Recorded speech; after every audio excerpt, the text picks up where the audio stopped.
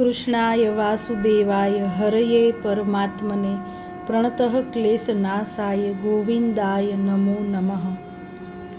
જય શ્રી કૃષ્ણ મિત્રો।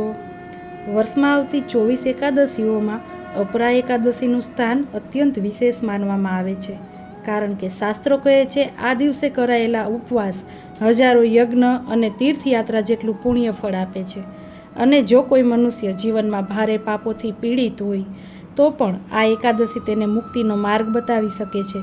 તો આજના વિડીયોમાં આપણે જાણીશું અપરા એકાદશીની દિવ્ય કથા અને તેનો મહિમા। અપરા એકાદશી તિથિનો પ્રારંભ 12 મે 2026 બપોરે 2:52 વાગ્યે છે। એકાદશીની પૂર્ણતા 13 મે 2026 બપોરે 1:29 વાગ્યે। વ્રતની તારીખ તેથી ઉદયા તિથિ મુજબ 13 મે 2026 બુધવારના રોજ વ્રત રાખવામાં આવશે। પારણાનો સમય છે 14 મે 2026 સવારે 5:31 થી 8:14 વાગ્યા સુધી।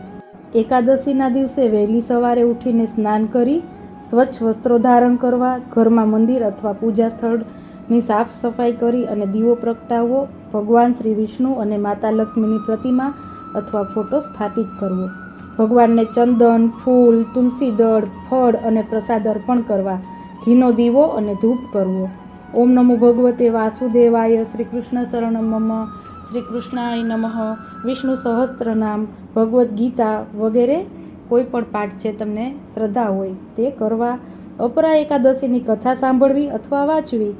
શક્ય હોય તો નિર્જળ ઉપવાસ રાખવો, ન થઈ શકે તો ફળાહાર અથવા એક સમય સાત્વિક ભોજન લેવું। ચોખા અને અનાજનો ત્યાગ કરવો। દિવસભર ભજન કીર્તન અને ભગવાનના સ્મરણમાં સમય પસાર કરવો। ક્રોધ ન કરવો, ખોટું ન બોલવું, નિંદા અને ઝઘડાથી દૂર રહેવું, દાન, સેવા અને સદાચારનું પાલન કરવું। તુલસી દળ વગર ભગવાન શ્રી વિષ્ણુની પૂજા અધૂરી માનવામાં આવે છે, તો તે ખાસ તેનો ઉપયોગ કરવો। અને એકાદશીના દિવસે આપણે તુલસીના પાન તોડતા નથી, તો એક દિવસ અગાઉ ખાસ રાખી લેવા। તો આપણે વ્રતની વિધિ વિશે જાણ્યું, હવે હું આ વ્રતની કથા વિશે આપને જણાવીશ। પદ્મપુરાણ અનુસાર જ્યારે યુધિષ્ઠિર છે એ ભગવાન શ્રી કૃષ્ણને પૂછે છે કે હે જનાર્દન, જેઠ મહિનાના કૃષ્ણ પક્ષમાં આવતી એકાદશીનું નામ શું છે અને તેનું મહાત્મ્ય શું છે તે કૃપા કરી અને મને જણાવો।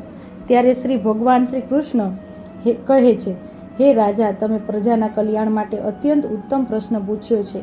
આ એકાદશીનું નામ અપરા એકાદશી છે।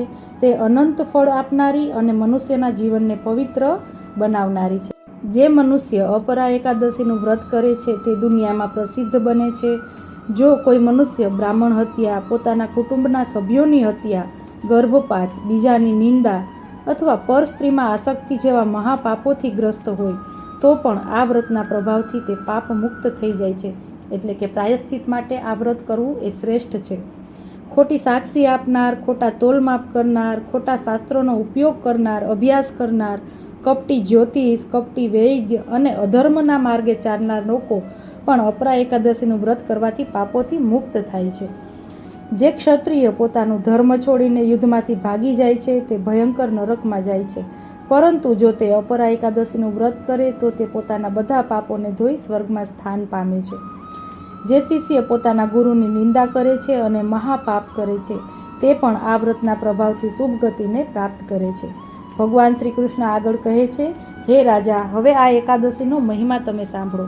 માઘ નક્ષત્ર દરમિયાન પ્રયાગમાં સ્નાન કરવાથી જે પુણ્ય મળે છે, મકર સંક્રાંતિના સમયમાં કાશીમાં સ્નાન કરવાથી જે ફળ મળે છે, ગયા ખાતે પિતૃઓને પિંડદાન કરવાથી જે પુણ્ય મળે છે, ગૌતમી નદીમાં સ્નાન કરવાથી જે ભક્તિ, જે ધાર્મિક ફળ મળે છે, કૃષ્ણવેણી નદીમાં સ્નાન કરવાથી જે પુણ્ય મળે છે, કુંભ કેદારના દર્શનથી જે પુણ્ય મળે છે, બદ્રી આશ્રમની યાત્રાથી જે મહાપુણ્ય મળે છે, સૂર્યગ્રહણ સમયે કુરુક્ષેત્રમાં સ્નાન કરવાથી જે ફળ મળે છે, તે બધું જ ફળ અપરા એકાદશીનું વ્રત માત્ર કરવાથી પ્રાપ્ત થાય છે।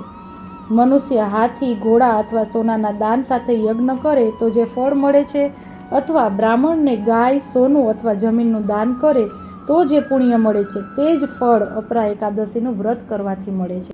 આ વ્રત પાપરૂપી વૃક્ષને કાપનારી કુહાડી સમાન છે। તે પાપોને ભસ્મ કરી નાખતી અગ્નિ સમાન છે। તે અંધકારને દૂર કરનાર સૂર્ય સમાન છે અને પાપરૂપ હરણનો નાશ કરનાર સિંહ સમાન છે। અંતમાં ભગવાન શ્રી કૃષ્ણ કહે છે, જે મનુષ્ય અપરા એકાદશીના દિવસે ઉપવાસ રાખીને ભગવાન વિષ્ણુની ભક્તિ કરે છે તે તમામ પાપોથી મુક્ત થઈ વિષ્ણુ લોકમાં સન્માન પામે છે. અને હે રાજા, જે મનુષ્ય આ મહિમાનું પાઠ કરે છે અથવા તેનું શ્રવણ કરે છે તેને 1000 ગાયો દાન કર્યાનું પુણ્ય પ્રાપ્ત થાય છે. અપરા એકાદશી માત્ર ઉપવાસ નથી, તે આત્મશુદ્ધિનો માર્ગ છે, પાપમાંથી મુક્તિ મેળવવાનો એક દિવ્ય અવસર છે. ભગવાન વિષ્ણુની ભક્તિ, સાચા મનથી કરાયેલ ઉપવાસ અને સદાચારપૂર્ણ જીવન આ જ અપરા એકાદશીનો સાચો સંદેશ છે. જો તમને આ દિવ્ય મહિમા ગમ્યો હોય તો વિડીયોને લાઇક કરો, ચેનલને સબસ્ક્રાઈબ કરજો અને કોમેન્ટમાં જય શ્રી કૃષ્ણ, જય શ્રી હરિ જરૂરથી લખજો. ફરીથી નેક્સ્ટ વિડીયોમાં મળીશું આવી જ કોઈ એક આધ્યાત્મિક કથાની સાથે. જય શ્રી કૃષ્ણ, જય માતાજી, મહાદેવ હર.